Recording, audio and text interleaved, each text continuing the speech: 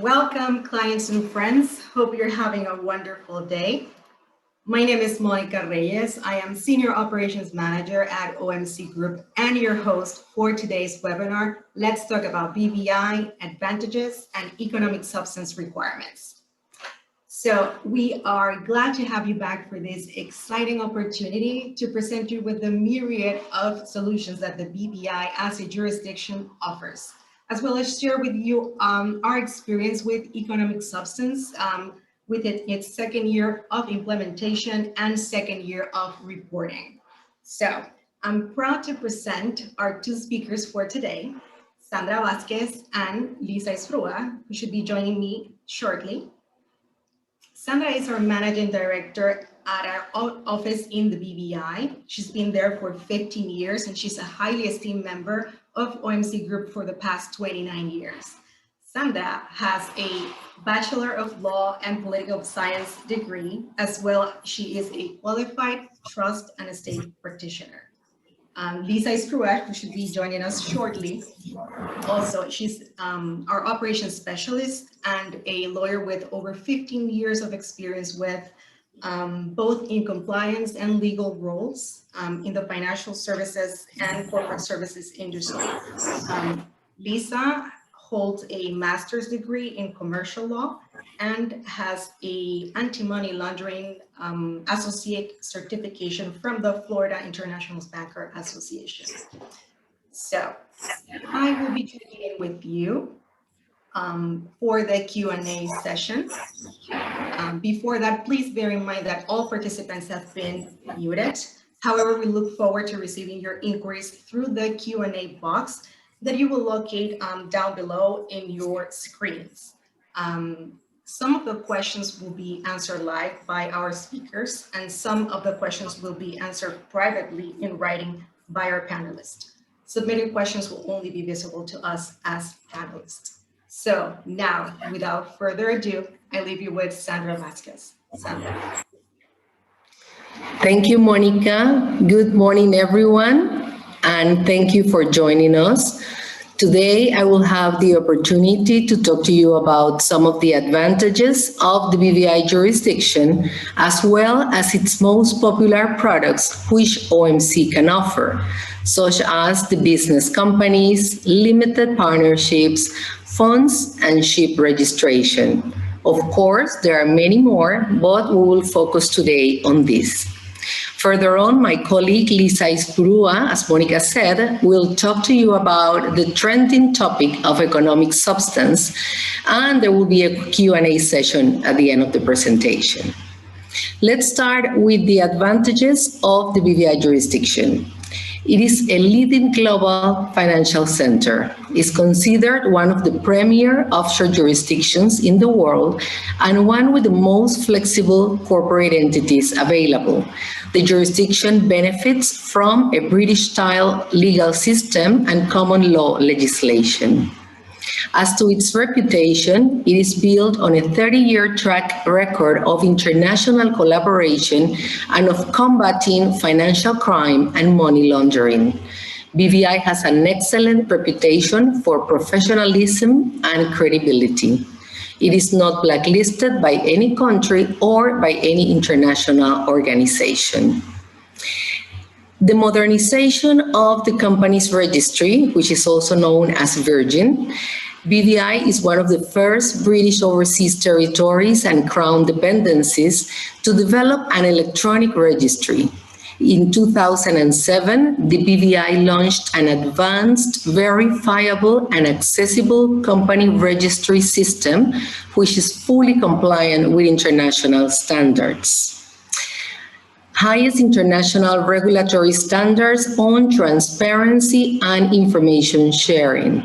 The BVI has signed 117 tax information exchange agreements, has also signed for FATCA, CRS with 72 reportable jurisdictions, has also signed to the automatic exchange of information, as well as an agreement with the UK government relating to beneficial ownership of companies. In this agreement, the BVI committed to ensuring the information is adequate, accurate, and current, and that it will be held securely and shared in a timely fashion.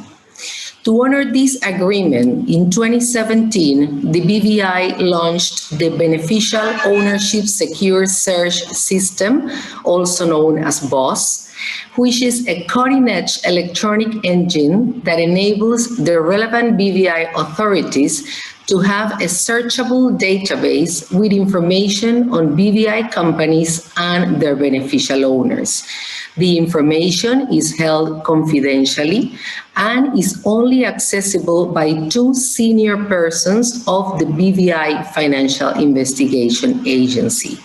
It is only shared with relevant authorities of countries with which BVI has signed agreements, and these upon receipt of a duly vetted request of information.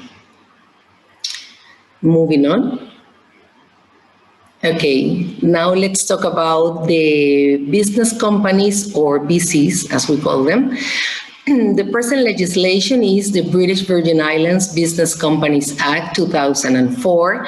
It came into effect on the 1st of January 2005 and introduced a single class of company as a result of international pressure from the OECD, which did not like offshore centers being able to offer different types of companies that gave tax preference to one of them. Formerly, there were local companies which had to pay local taxes and international business companies which were exempted to pay BVI taxes. Following the transition period, now there is only one single type of company, which is the business company, and there are no taxes to be paid in BVI. Some of the advantages, if we can go to the next slide, please.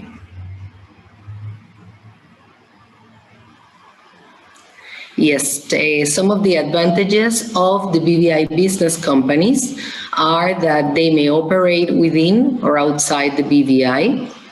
They are exempted from BVI taxes unless the company is operating within the BVI, then it will only be liable to pay a payroll tax. As to the directors, shareholders, they may reside outside of BVI, and there is a minimum of 1 director and 1 shareholder required. Corporate directors and shareholders are allowed. Directors must be filed with the registry, but the filing is private unless otherwise established at the time of the filing. No annual meetings are required, the same as no annual returns. The accounting records and underlying documentation may be held outside the BVI. However, the registered agent shall be informed of the address where the accounting records are held and the name of the person holding them.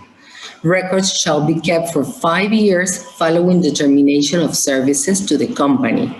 For the sake of clarity, it is important to mention that the termination of services is when the company is dissolved, transferred to another agent, discontinued, or when services as a registered agent have been resigned. It must be mentioned that allowing a company to be struck off is not considered as termination of services. Companies may be continued from other jurisdiction to BVI, as well as continued from BVI to other jurisdiction. They may be merged or consolidated with other BCs or foreign companies. Moving on, thank you. As to the structure of the BVI BCs, they could be company limited by shares, where the liability of its shareholders will be limited to the amount which they still need to pay for their shares. They can also be companies limited by guarantee, authorized or not authorized to issue shares. The liability is limited to an amount which a shareholder agrees to contribute to the company if the company gets into financial trouble. They can also be unlimited companies, again, authorized or not authorized to issue shares, and it can be limited by shares and also limited by guarantee. There can be restricted purpose companies where the directors are restricted in the activities which the company can perform. And finally, they can be segregated portfolio companies. These are designed to hold corporate assets in separate pots, the idea being that if one pot gets into financial difficulties, the other pots will be protected. Moving on. I believe we are in the slide for the uses, different uses of BVI. Yes, there, sorry, the other one. If you can go back one slide, there, thank you. The different uses that BVI companies can have, they could hold assets such as investments, real estate, art, vessels, for example. They are used to protect assets through the ability to register those assets in the name of the company and not in the name of the client. They can be used as an investment vehicle, such as a mutual fund or a hedge fund. They could be used for corporate restructuring by holding shares in other companies. And they can also be used to conduct business activities, obviously, for example, trading, manufacturing, selling, for instance. We can move on to the next slide. Yes, now we'll talk about limited partnerships. The legislations are the Partnership Act 1996 and Limited Partnership Act 2017. As of January 2018, all partnerships are registered under the Limited Partnership Act 2017. There is a year's transition period for companies incorporated under the former act, after which they will be automatically re-registered under the new act. However, a partnership incorporated under the former act may elect voluntarily to re-register as a limited partnership under the new act before the 10 years transition period. Now, limited partnerships may elect to have legal personality or not to have legal personality. The LP has legal personality unless it is registered without legal personality. It must be noted, though, that even if the partnership elects to have legal personality, it is not a body corporate, as the body of common law applying to corporations does not apply to them, since they are viewed as partnership in the context of partnership law. They may carry on business within or outside the BVI, and they may be merged or consolidated with other BVI limited partnerships or foreign limited partnerships. Sorry, I forgot to talk about the general partner and the limited partner. There shall be a minimum of one general partner and one limited partner. Only the general partner is filed with the registry. It is worth mentioning that some differences between a general partner and a limited partner, as we know, are that a general partner is responsible for the management of the limited partnership, whereas a limited partner shall not take part in the management of the limited partnership or transact any business, sign or execute documents to bind the limited partnership. Another difference is that each general partner is liable for the unpaid debts and liabilities of the limited partnership, and a limited partner is not liable for the debts and liabilities of the limited partnership beyond the amount of his contribution or unpaid commitment to the limited partnership. An LP may create charges over the assets, may be continued from other jurisdiction to BVI or continue from BVI to other jurisdiction, and may be merged or consolidated with other BVI LPs or foreign LPs. Next, please. Okay, now we will talk about funds. The legislation is the Securities and Investment Business Act 2010. This act repeals and replaces the former Mutual Funds Act 1996. There are different types of funds. For example, the professional funds.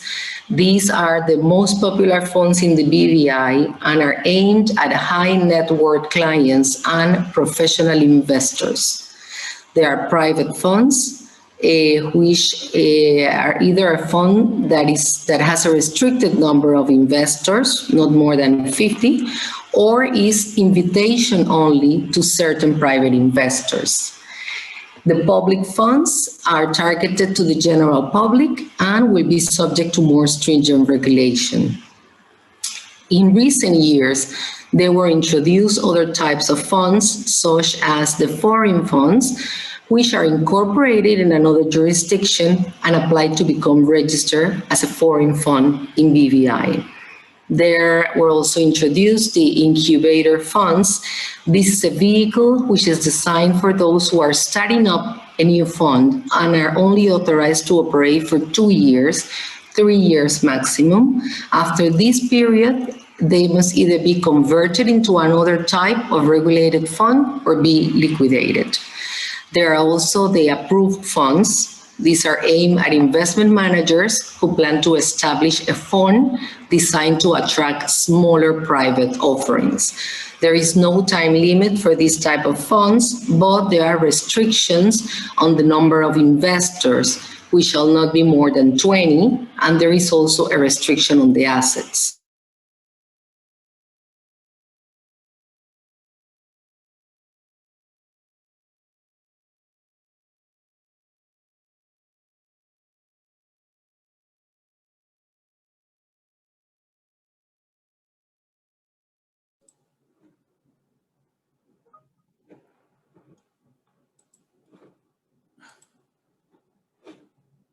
Hello.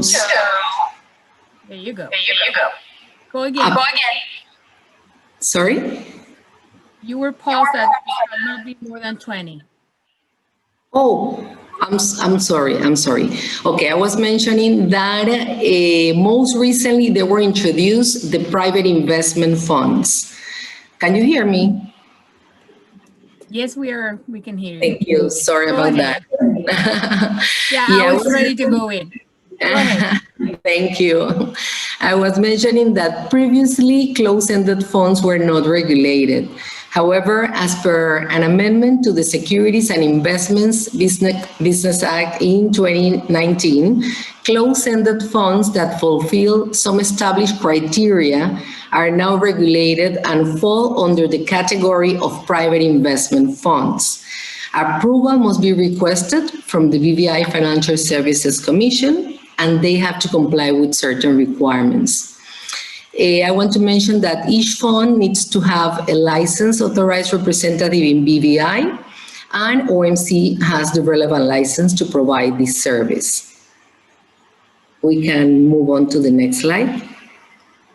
The most common structures used for BVI funds are BVI business companies, which is the most common structure used, limited partnerships, this will be the second most common type, and unit trusts. These are funds structured as a trust, but this option is not commonly used. Moving on to the next slide. We can talk about the advantages of BVI for investment funds.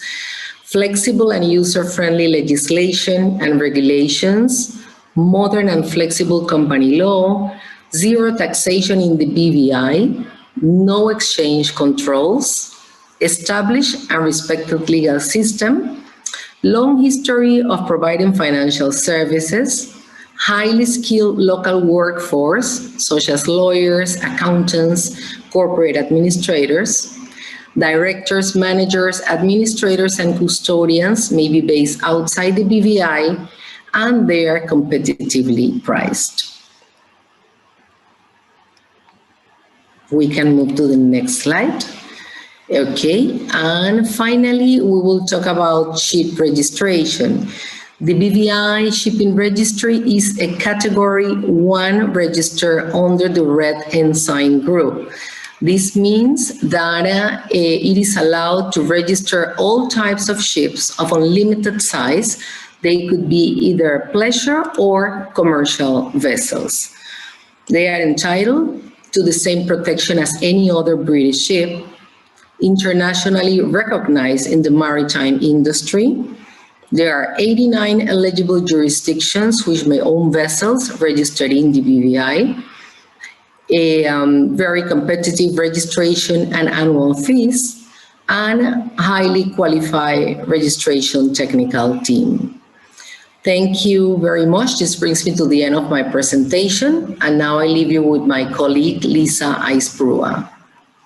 Thank you very much, Sandra. Welcome, everyone, and thank you very much for joining us today. And it's my pleasure to speak to you about the different requirements relating to BVI Economic Substance, as well as our experiences after the first year of reporting.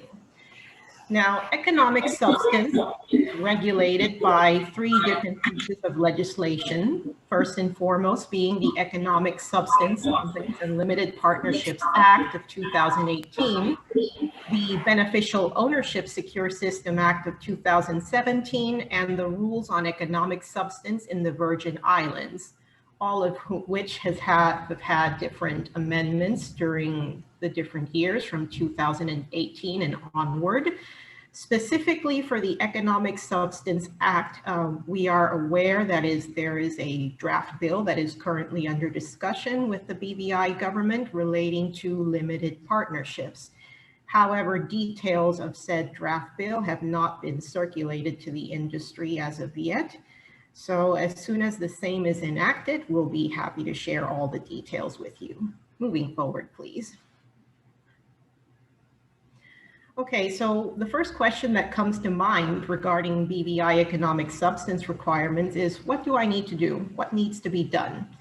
Well, the first step the BVI entity needs to take is to assess its activities to determine whether it carries on relevant activities or not.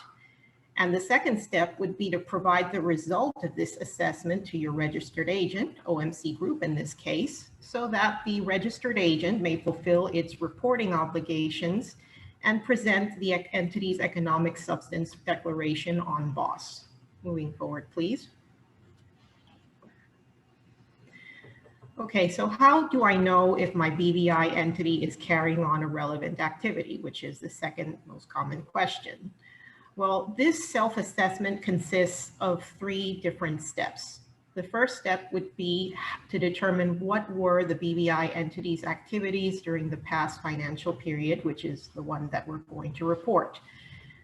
First, we have to know what the activities were, the activities the entity carried on directly, and we have to determine whether said activities fall under the definition of any of the 9 categories that the Economic Substance Act considers as relevant activities.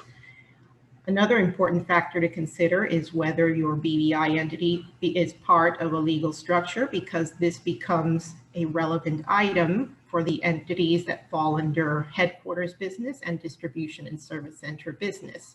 More on that further along.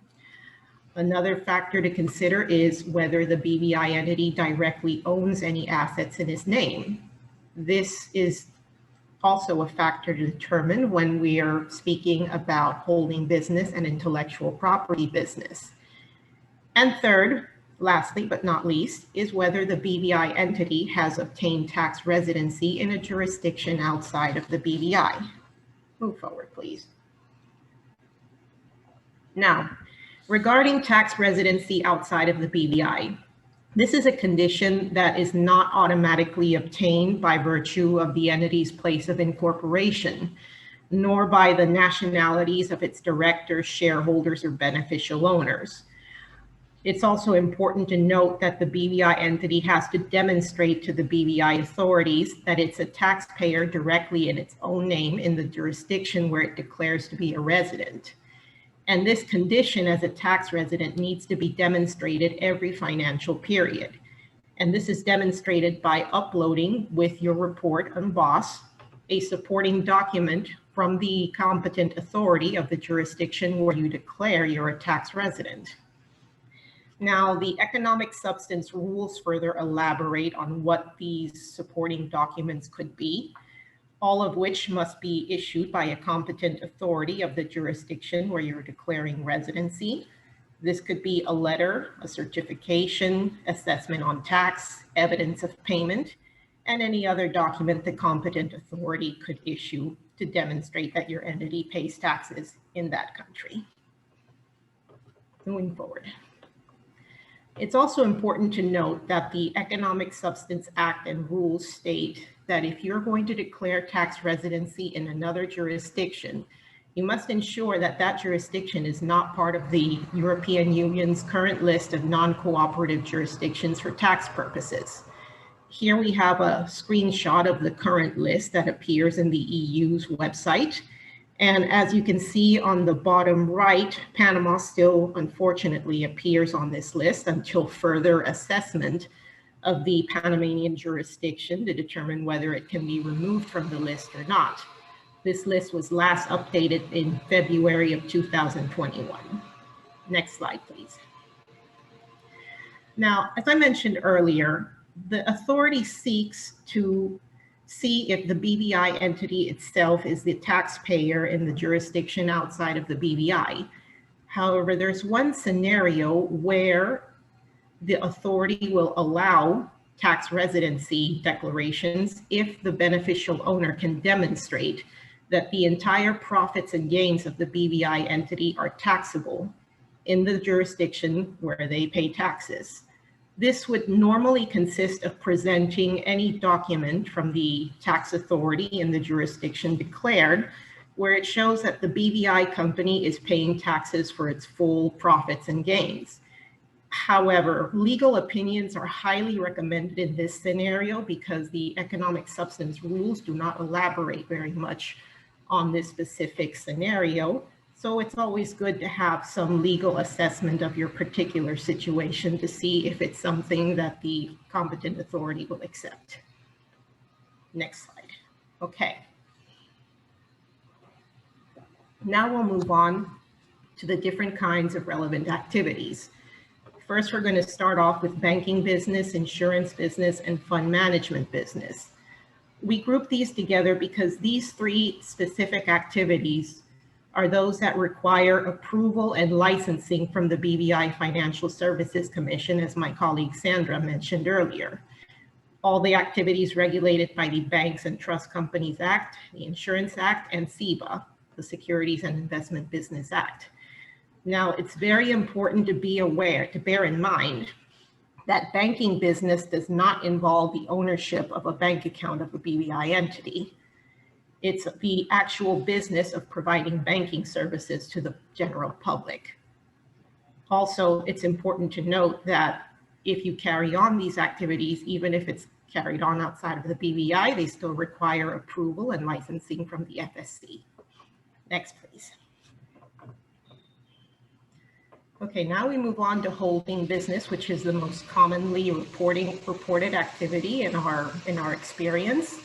Now, under the Act and the rules, this particular activity refers to BVI entities which could be considered as pure equity holding entities.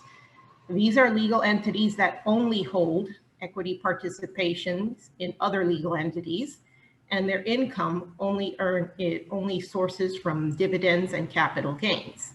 If this is the case with your BVI entity, then they're subject to reduced substance requirements according to the Act and the rules, which only consist of employees and premises. However, our competent authority, the ITA, has specified to the industry that this could be complied with the maintenance of your registered agent and registered office.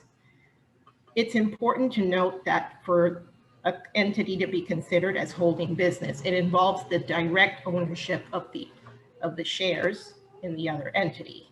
However, if the BVI entity directly owns any other form of asset, such as real estate, meaning directly in its name and not through shares of another entity, or an investment through an investment account, this will cause the entity to fall outside the definition of pure equity holding entities. Next slide, please. Now we move on to finance and leasing business. This is also a very commonly reported activity.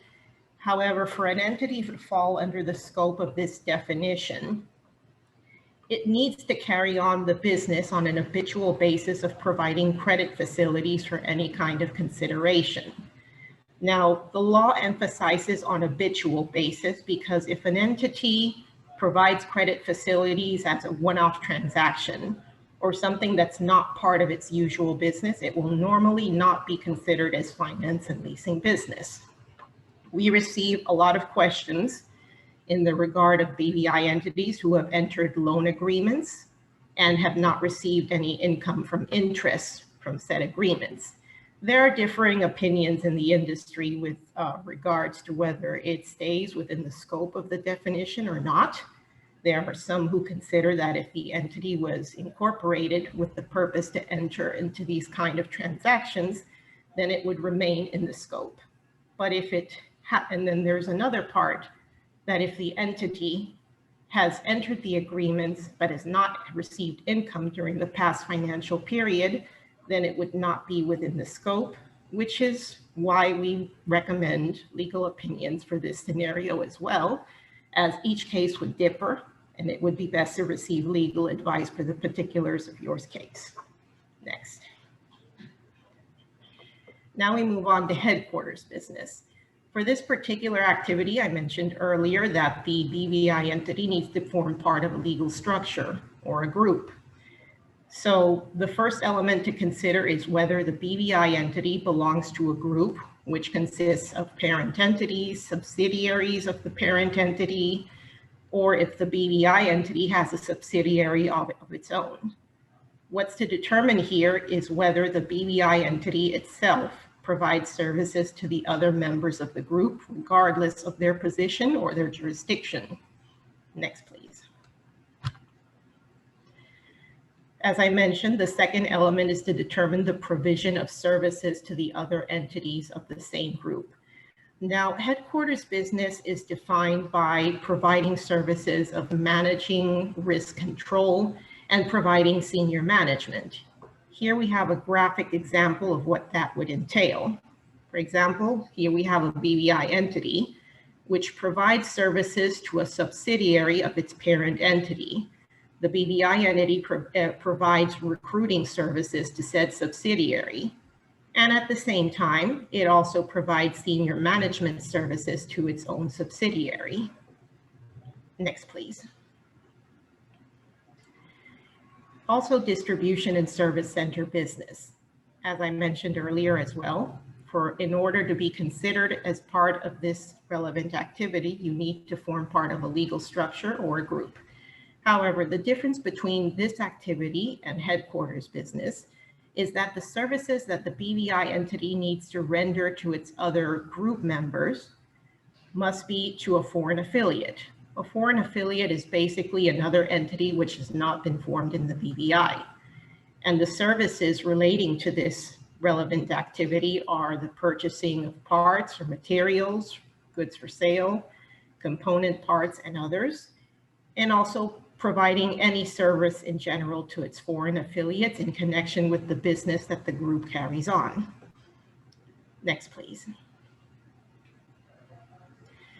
Now, what is not considered distribution and service center business?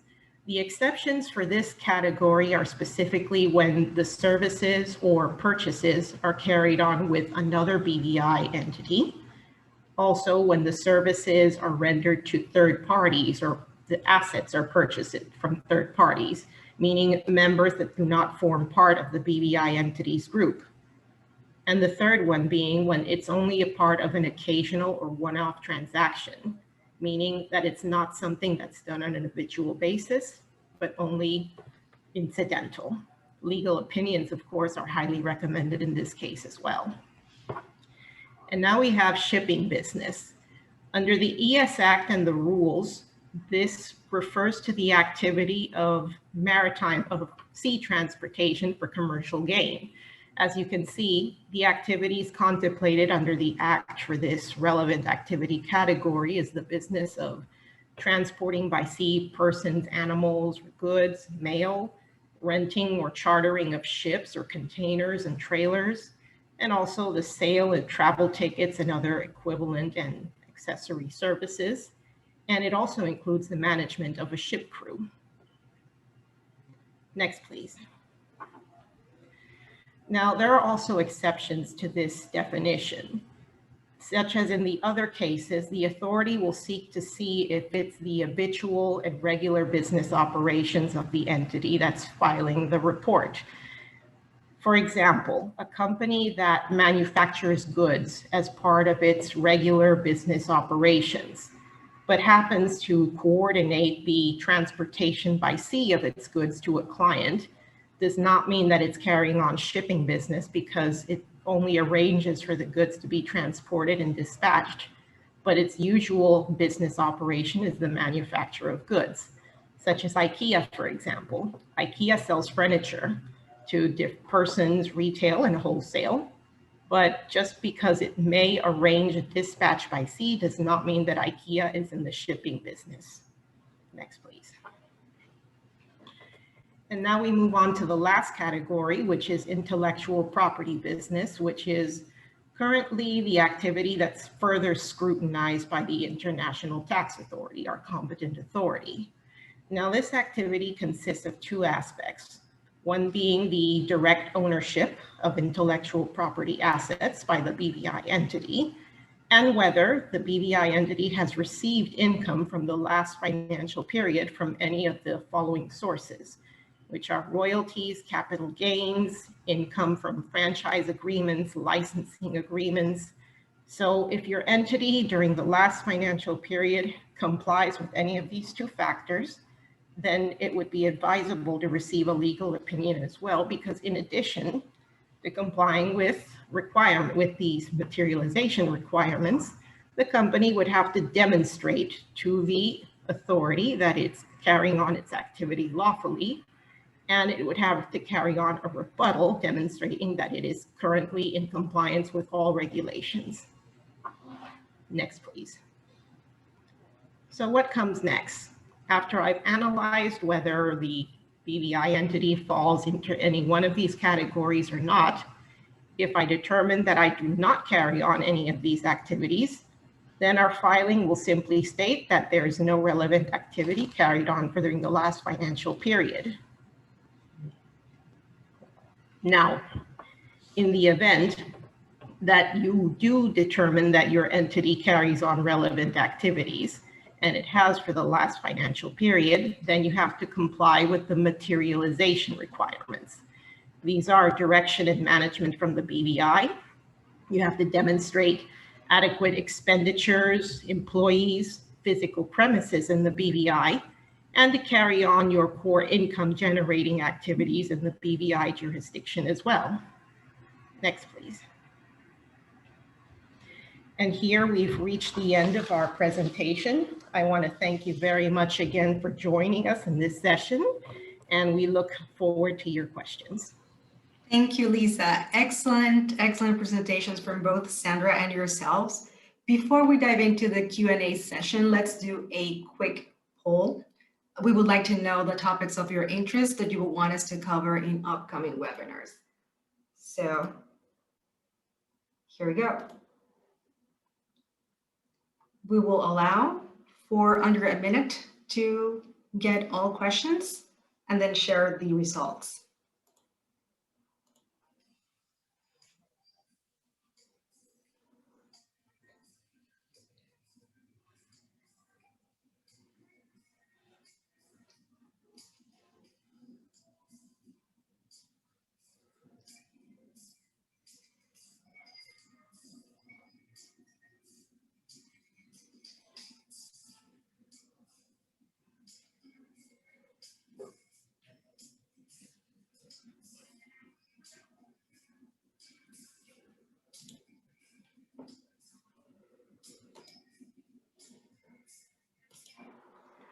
Thank you all for your results. Here we can, without a doubt, we can see that economic substance compliance for your entities continues to be, so to speak, trending topic for our webinars, and we'll be sure to take this into account for upcoming webinars. So let's dive in. Let's go to our first questions. Thank you, Sandra. Thank you, Lisa, for coming up. I'll be reading out loud some of the questions that we have received from our participants. So, first question of the day has to do with economic substance. It has to do with the supporting documentation that one has to present. One of our questions is whether a tax return for a foreign country where the original language is not English will be accepted as supporting documentation. Okay, if you have a tax return from a foreign country that's not issued in the English language, then the authority will expect to have it accompanied by a translation into the English language so that the persons of the BVI government may understand its content. Thank you, Lisa. So we have another question. When a company is about to enter its liquidation, and by liquidation, I'm assuming it's referring to the dissolution, formal dissolution of a company, is the company required to submit an economic substance report? The company would be required to submit an economic substance report for the time during which it has been active up to the date of its formal dissolution. So yes, if your company has been partially active during a financial period, and during that same financial period, you initiated the winding up or formal dissolution of the entity, you would have to report for the portion of the financial period during which it was active. Thank you, Lisa. We have, we have additional questions with regards to financial periods and reporting deadlines. So we will share this with you. So companies and limited partnerships that have been incorporated prior to January 1st, 2019, their financial period by default, unless the company has decided to notify the ITA of a different financial period, would be for this second year, 30th of June, 2020, and it will end the 29th of June, 2021. Thereafter, each successive year. So the first financial year for these companies that were in existence prior to January 1st, 2019, their first financial period went from 30th of June, 2019 to the 29th of June, 2020. So this will be their second financial period. The reporting deadline is 6 months from the end of the financial period. So for the bulk of the existing BVI companies, this would entail December of 2021 for this second reporting period.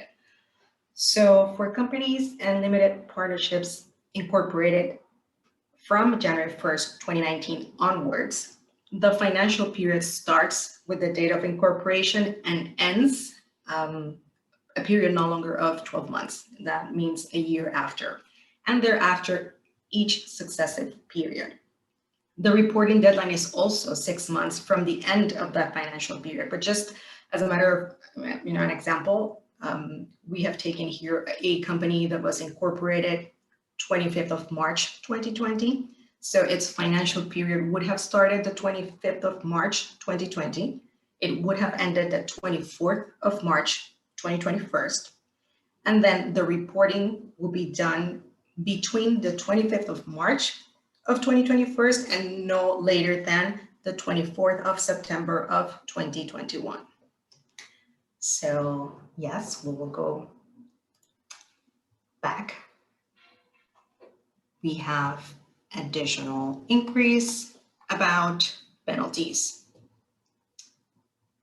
So here we have a reference. Lisa, can you take us through the penalties with regards to economic substance reporting? Yes, certainly. Well, first, the ITA is going to determine whether this is the first time that the entity is in non-compliance with the regulation. And if this is the case, if it's not an entity that carries on IP business or intellectual property business, said penalty could go up to $20,000. If in the case of a high-risk IP legal entity, anywhere between $5,000 to $20,000.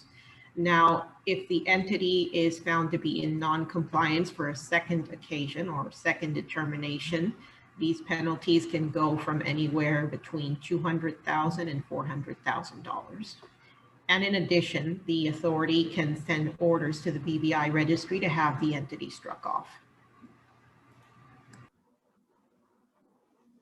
And we have here some information with regards to the BALS Act as well. Yes, of course. These penalties apply specifically to the occasion when the entity has not reported it or filed its declaration on BOS. In said case, the penalties could range anywhere between $20,000 to $40,000, depending on the gravity of the individual case. Thank you, Lisa. So we have another inquiry. It says here, Sandra, I believe this one might be for you. It says, what are the advantages of having a BVI entity if I have to pay taxes in another jurisdiction? That's a very interesting question.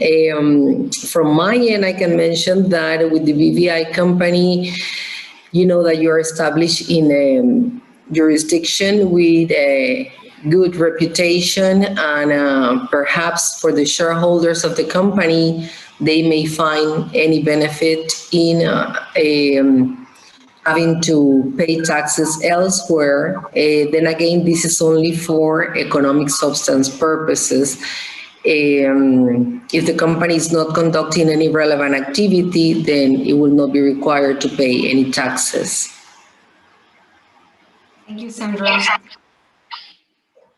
Okay, moving on to the next question. So we have here, 1 second, it says, if there's a BVI entity that has assessed its activity and it turns out that it is a relevant activity but did not generate any income during its financial period, does it have to declare to the boss or to the competent authority? Okay, this is what we mentioned earlier about there existing differing opinions within the industry with regards to the lack of income and not. There are portions of the industry that consider that if your company was incorporated with the intent or the purpose to carry on the relevant activity, it would still be considered to be within the scope of said activity. Whereas there's another portion of the industry that considers that if during a financial period the company did not receive income from the activity, then it would not be considered to be within the scope.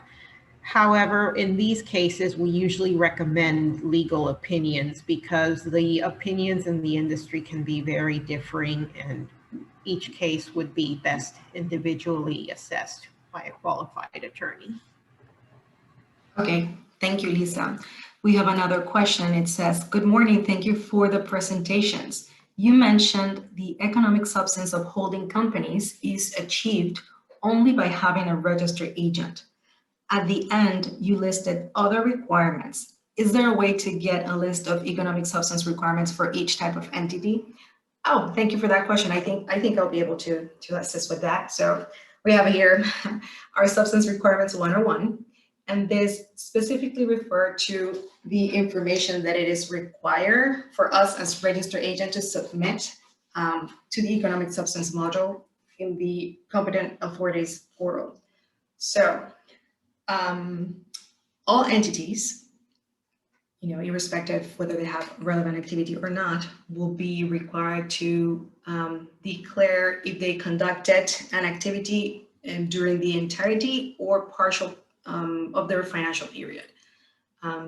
Secondly, for those who declare to have a relevant activity, the next inquiry will be whether they're claiming tax residency outside of the BVI.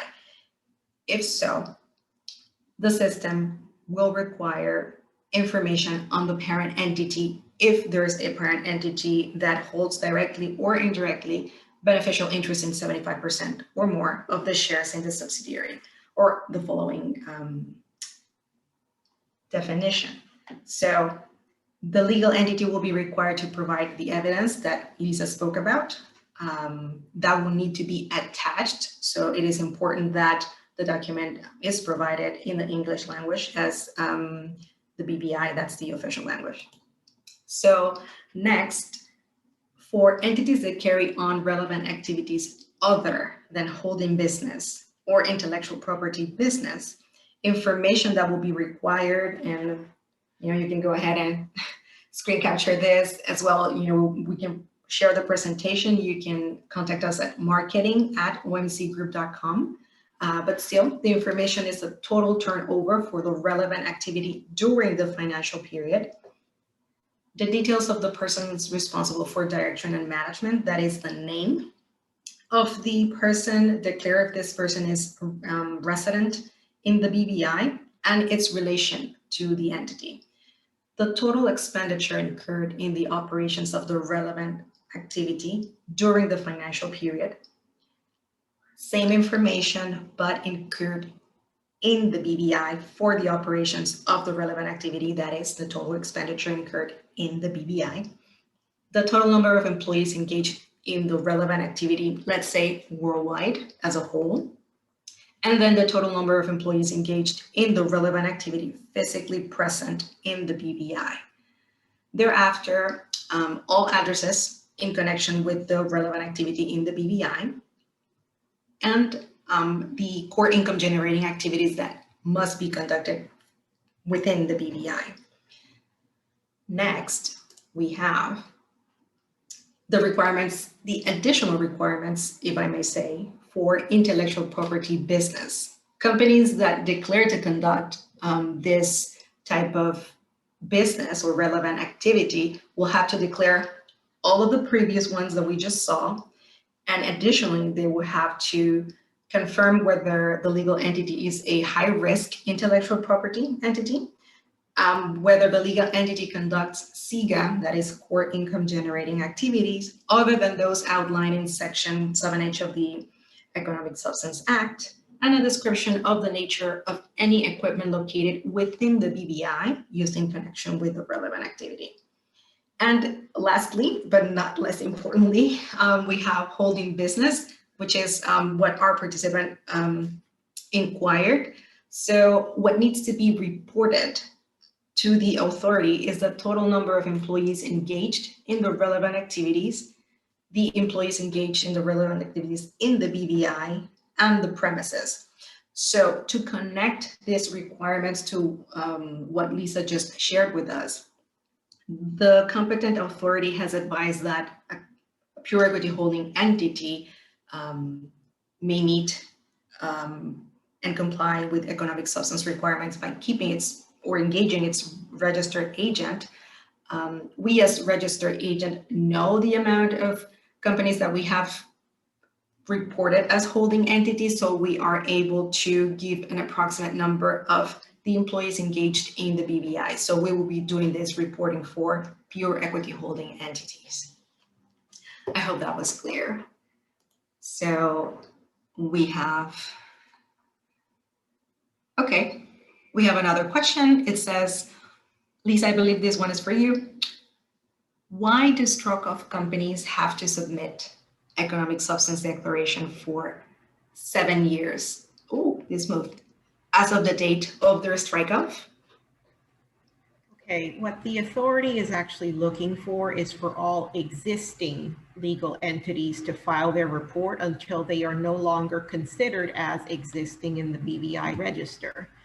So a company that has been struck off but has not been fully eliminated from the BVI register or formally dissolved will be considered an existing legal entity. Therefore, the authority expects said entity to file its reports every year until it's formally removed from the register itself.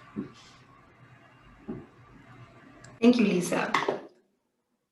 All right, so we are soon to reach the top of the hour with several questions still to be answered. Do not worry, we will get to them. We will contact you by email to respond to these questions. Should you have further inquiries, please make sure to contact us at marketing@omcgroup.com. We want to thank you for joining us today. A brief summary will be prompted once the session ends. We really appreciate your feedback on today's webinar and upcoming topics that you will want us to cover. So a great day to those in the Americas and in Europe, and a lovely evening to those in the Middle East and Asia. See you soon.